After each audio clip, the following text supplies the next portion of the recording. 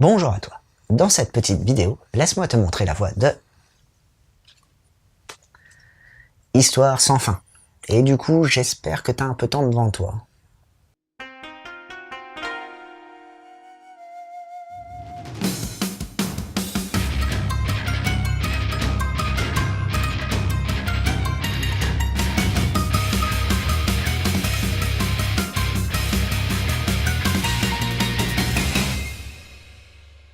Tu connais Marie?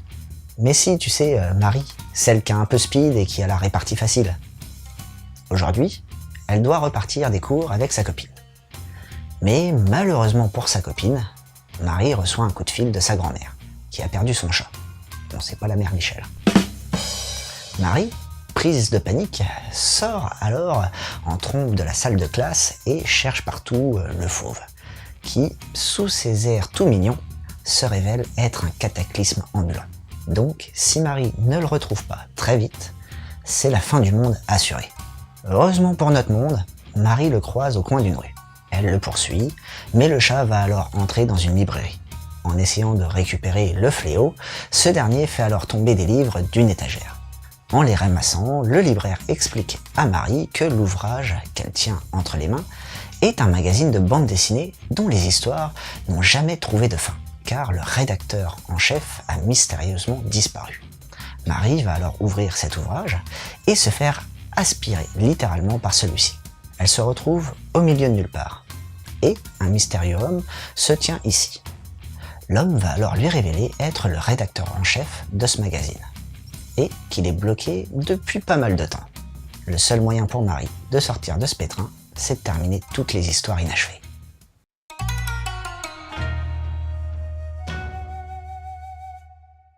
Alors, contrairement aux habitudes, on a là un manga qui est entièrement colorisé. Donc, pas de noir et blanc. L'initiative est d'ailleurs sympa, ça permet ainsi de se démarquer des autres productions. Par contre, je te préviens, niveau rendu, c'est un peu particulier. On a une impression de colorisation à la comics américain avec pas mal d'aplats de couleurs. Ça va surtout se traduire sur les effets d'ombrage, ainsi que sur les jeux de lumière, qui vont être vachement accentués. En plus, la colorisation semble être réalisée à l'ordinateur, ce qui peut accentuer cet effet. D'ailleurs, l'ensemble de l'ouvrage semble être retravaillé par ordinateur. Cette impression, tu peux la retrouver notamment sur les écritures des couvertures des livres ou encore sur les onomatopées. Sinon, pour ce qui est du trait de base, si on peut dire, il se rapproche du style crayonné avec peu de détails sur les personnages. En effet, la colorisation entrant en compte, on ne va pas avoir besoin de définir à l'avance tous les contours et les ombrages, car la mise en couleur est justement là pour faire ce travail. Du côté du Nemu, il est assez particulier et s'adapte au mieux à la narration. Tu vas donc avoir dans celui-ci pas mal de superpositions, par contre, exit les coupes diagonales.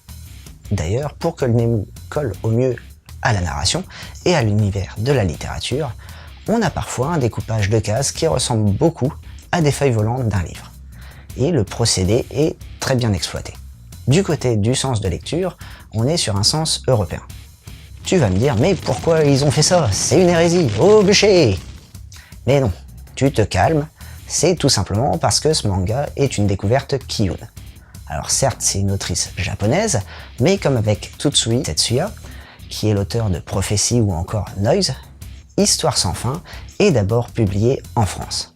Du coup, la jaquette, comme tu peux t'en douter, on ne peut plus ressemblante à l'original. D'ailleurs, j'ai une petite préférence pour la colorisation de celle-ci comparée à celle de l'intérieur, mais bon, les goûts et les couleurs, ça ne se commande pas.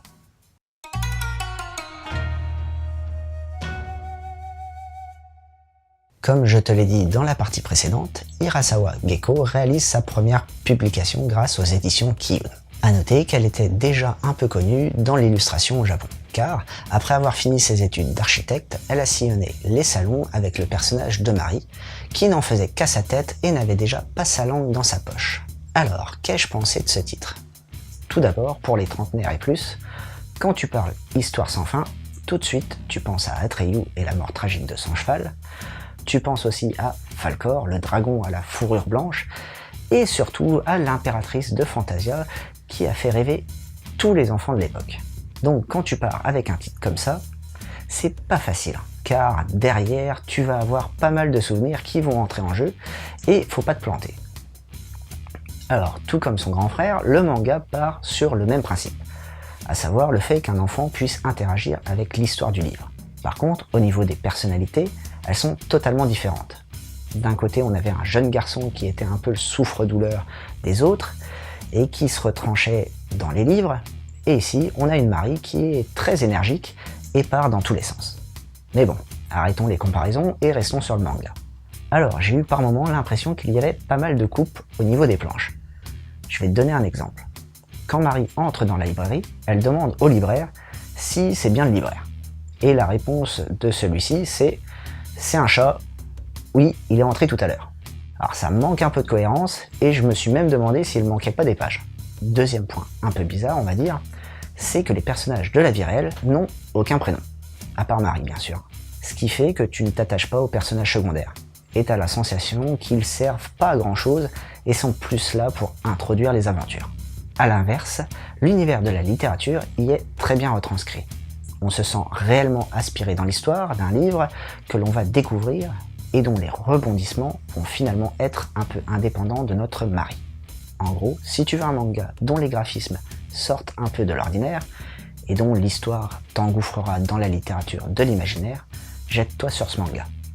Si tu veux voir un film cultissime, dont ce manga fait écho, je te conseille L'Histoire sans fin. Bon, je te préviens, il date de 1984, donc les images ont un peu vieilli. Par contre, tu feras la connaissance de Bastien, un jeune garçon de 10 ans, qui va découvrir le monde merveilleux de Fantasia. Un peu dans le même style d'histoire. Tu as Opus de Kon Satoshi, où un mangaka qui peine à terminer sa série se retrouve propulsé dans son œuvre. Et cette intervention va bouleverser pas mal de choses dans son histoire. Si tu veux rester dans le monde de la littérature, fonce sur Magus of the Library. Tu suivras les aventures du jeune Shio qui se passionne pour la littérature et va faire la rencontre d'un groupe de femmes, les Kaunas, qui sont des bibliothécaires qui ont pour mission de protéger les livres. Et voilà, c'était Boubou. J'espère que cette petite chronique t'aura plu et surtout donné l'envie de lire Histoire sans fin. Allez, sur ce, je retourne dans mes bouquins et surtout, n'oublie pas de suivre la voie du manga.